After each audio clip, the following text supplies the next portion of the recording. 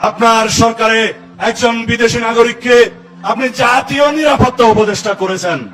আপনার কি সেই আক্কেল জ্ঞান নাই? এই ঘটনার কিছুদিন পরেই শোনা গেল জনাব খলিলুর রহমান নতুন সরকার অর্থাৎ বিএনপি সরকারের পররাষ্ট্রমন্ত্রী। এ নিয়ে দেশবাসী তো আশ্চর্যই, তার চেয়ে বেশি আশ্চর্য খোদ বিএনপির শীর্ষ নেতারাও। চারদিক থেকে প্রশ্নবান, খলিলুর রহমানের মধ্যে এমন কি দেখা গেল যার কারণে ইউনূস সরকারের এই আলোচিত উপদেষ্টাকে পররাষ্ট্রমন্ত্রী করতে হলো তারেক রহমানকে?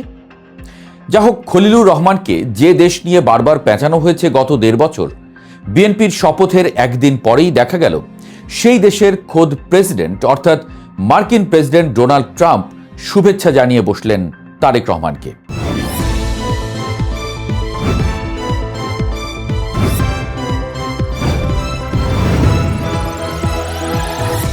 ক্ষমতার চেয়ারে বসে মার্কিন প্রেসিডেন্টের নিজ হাতে সই করা শুভেচ্ছা পাওয়া চারটিখানি কথা নয়। পৃথিবীর যে কোনো দেশের যে কোনো নেতা এমন শুভেচ্ছা পেলে বর্তে যেতেন, কিন্তু বিএনপি মনে হয় এই ঘটনায় বেশি খুশি হতে পারছে না। কারণ এই ২ দিনেই বড় প্রশ্ন উঠে গেছে নতুন সরকারের মন্ত্রিসভার বিরুদ্ধে। পুরো মন্ত্রিসভা নয় বটে, তবে পররাষ্ট্রমন্ত্রীকে নিয়ে যে আলাপ শুরু হয়েছে তাতে আবার কান না দিয়ে উপায় নেই আমজনতার। প্রশ্ন উঠছে, খলিলুর রহমানকেই কেন লাগলো বিএনপির? দলটিতে বা দেশে কি পররাষ্ট্রমন্ত্রী হওয়ার মতো কোনো লোক খুঁজে পেলেন না তারেক রহমান? বিএনপির জন্য কেন এত গুরুত্বপূর্ণ আসলে খলিলুর রহমান? মূল বিশ্লেষণে যাওয়ার আগে কিছু পেছনে ঘুরে আসি চলেন। নেত্র নিউজের নির্বাহী সম্পাদক নাজমুল আহসান খলিলুর রহমান সম্পর্কে বেশ কিছু গুরুত্বপূর্ণ তথ্য হাজির করেছেন। খলিলুর রহমান সম্পর্কে তিনি যা বলেছেন তাতে রহস্যের সমাধান অনেকটাই হয়ে যাওয়ার কথা।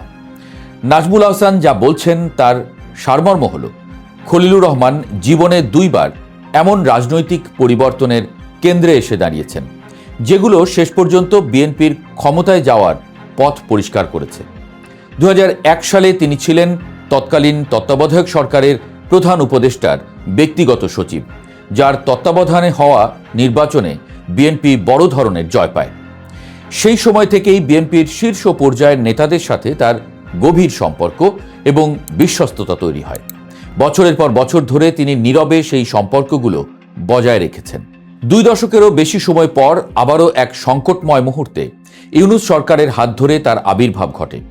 গত বছর যখন অন্তর্বর্তীকালীন সরকারের সাথে বিএনপির সম্পর্কের চরম অবনতি ঘটে, তখন খলিলুর রহমানই লন্ডনে তারেক রহমানের সাথে ডক্টর ইউনূসের বৈঠকের মধ্যস্থতা করেন।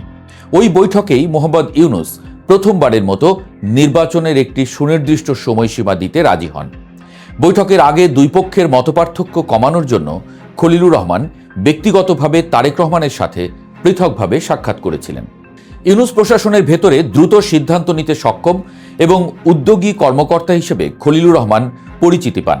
রোহিঙ্গা সংকট নিরসনে বিশেষ প্রতিনিধি হিসেবে নিয়োগ পেলেও তিনি কেবল মানবিক বিষয়ে নিজেকে সীমাবদ্ধ রাখেননি।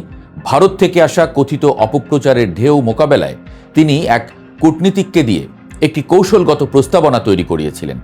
তার কর্মতৎপরতা পররাষ্ট্র উপদেষ্টা তৌহিদ হোসেনের ছায়াকে ম্লান করে দিয়েছিল।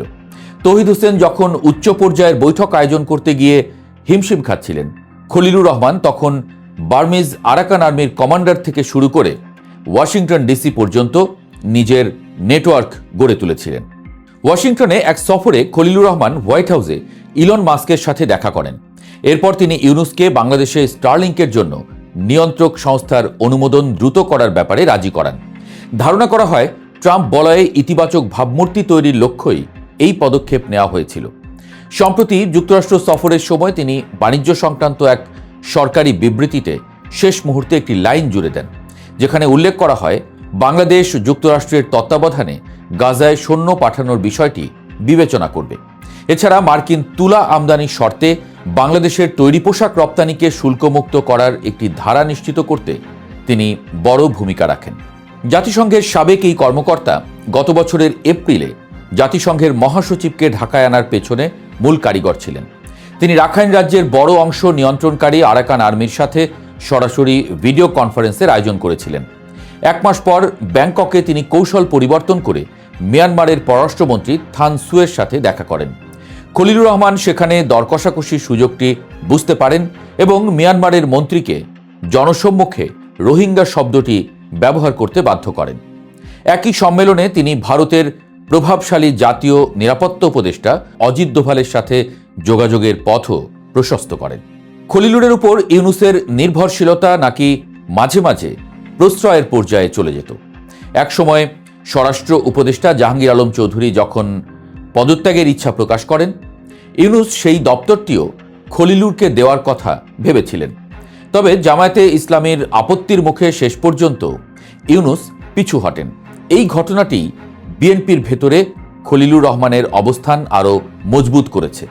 যে দলটি একসময় তার বিদেশি নাগরিকত্ব এবং বাইরের শক্তির প্রতি আনুগত্যের দোহাই দিয়ে তার পদত্যাগ দাবি করেছিল, আজ তারাই তাকে পররাষ্ট্রমন্ত্রী পদে উন্নীত করেছে।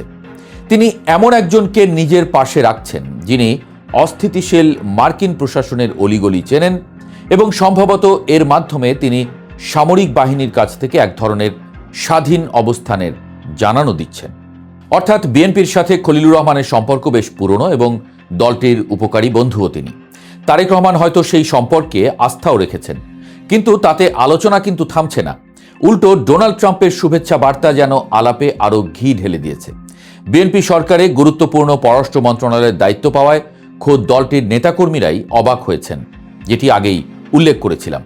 এর সমালোচনা করেছে বিরোধী দলও। বিএনপি নেতাদের কেউ কেউ বলছেন খলিলুর রহমানকে পররাষ্ট্রমন্ত্রী করার বিষয়টি তাদের জন্য বিব্রতকর এবং অস্বস্তিকর হয়েছে। জুলাই গণ অভ্যুত্থানে আওয়ামী লীগের দীর্ঘ শাসনের পতনের পর গত 12 ফেব্রুয়ারি অনুষ্ঠিত প্রথম জাতীয় সংসদ নির্বাচনে বিএনপি নিরঙ্কুশ সংখ্যাগরিষ্ঠতা পেয়ে সরকার গঠন করেছে। নির্বাচিত এই সরকারের মন্ত্রিসভায় খলিলুর রহমানের নাম আলোচনায় আসে একেবারে শেষ মুহূর্তে। দলটির নীতি নির্ধারণী পর্যায়ের একাধিক নেতা জানিয়েছেন খলিলুর রহমান যে মন্ত্রী হচ্ছেন তা তাদের ধারণাতেই ছিল না। অথচ অন্তর্বর্তী সরকারের সময় এই খলিলুর রহমানের নাগরিকত্ব এবং তার বিভিন্ন কর্মকাণ্ড নিয়ে বিএনপি সবচেয়ে বেশি সোচ্চার ছিল। খলিলুর রহমান অবশ্য এই বিতর্কের জবাবে বলেছেন তিনি জোর করে মন্ত্রিসভায় যাননি। কিন্তু প্রশ্ন থেকেই যায়, কেন তাকেই বেছে নেওয়া হলো? বিএনপির শীর্ষ পর্যায় থেকে যুক্তি দেওয়া হচ্ছে যে বর্তমান জটিল ভূরাজনীতিতে যুক্তরাষ্ট্র, চীন এবং ভারতের সঙ্গে ভারসাম্য রক্ষার জন্য তার মতো একজন পেশাদার এবং দক্ষ কূটনীতিক প্রয়োজন। তবে নেপথ্যের গল্প বলছে ভিন্ন কথা। গত বছরের জুন মাসে লন্ডনে তারেক রহমানের সাথে ডক্টর ইউনূসের যে বৈঠক হয়েছিল, সেখানে খলিলুর রহমান উপস্থিত ছিলেন এবং সেই বৈঠকের মাধ্যমেই তিনি বিএনপির সঙ্গে পুরনো সম্পর্ক ঝালাই করে নেন। অনেকে মনে করছেন অন্তর্বর্তী সরকারের থেকেই তিনি নির্বাচনের পথ প্রশস্ত করার ক্ষেত্রে বিএনপির অনুকূলে ভূমিকা রেখেছেন। যুক্তরাষ্ট্রের সাথে গত 9 ফেব্রুয়ারি স্বাক্ষরিত বাণিজ্য চুক্তিটি নিয়েও ব্যাপক বিতর্ক রয়েছে। অনেকে মনে করছেন এই চুক্তিতে দেশের স্বার্থ জলাঞ্জলি দেওয়া হয়েছে এবং এটি সরাসরি চীনকে টার্গেট করে করা হয়েছে। এই চুক্তির পেছনেও খলিলুর রহমানের ভূমিকা ছিল প্রধান। ফলে অনেকের আশঙ্কা খলিলুর রহমানের মাধ্যমে বিএনপির পররাষ্ট্রনীতি হয়তো এক দেশকেন্দ্রিক হয়ে পড়বে এবং সরাসরি যুক্তরাষ্ট্রের প্রভাব বলয়ে ঢুকে যাবে দেশ। এদিকে এহেন ঘটনায় প্রতিপক্ষের নেতাকর্মীরা বিএনপিকে খোঁচা দিতে ছাড়ছে না। বলছেন দেশ বিক্রি করেই তাহলে ক্ষমতায় আসতে হলো বিএনপিকে। আওয়ামী লীগকে তো বলা হতো ভারতের দাস, তাহলে কি বিএনপিকে এখন আমেরিকার দাস বলার সময় এলো? আমরা অবশ্য এমনটা বলছি না। দেশ বিক্রি করার দুঃসাহস বিএনপি দেখাবে এমন আশঙ্কাও করছি না, এসবের প্রমাণও নেই। ওদিকে খলিলুর রহমান পররাষ্ট্রমন্ত্রী হিসেবে যাত্রার প্রথম দিনে বলেছেন তিনি প্রেসিডেন্ট জিয়ার পররাষ্ট্রনীতি অনুযায়ী এগোবেন এবং বাংলাদেশের স্বার্থ নিশ্চিত করবেন। এখন দেখার বিষয় ট্রাম্পের শুভেচ্ছা আর খলিলুরের কূটনীতি শেষ পর্যন্ত বাংলাদেশকে আসলে কোন গন্তব্যে নিয়ে যায়। নানান সংঘাত পেরিয়ে কিছুটা বিশ্রাম নিচ্ছে বাংলাদেশ। কয়টা দিন একটু বিশ্রাম নিক না বেচারা।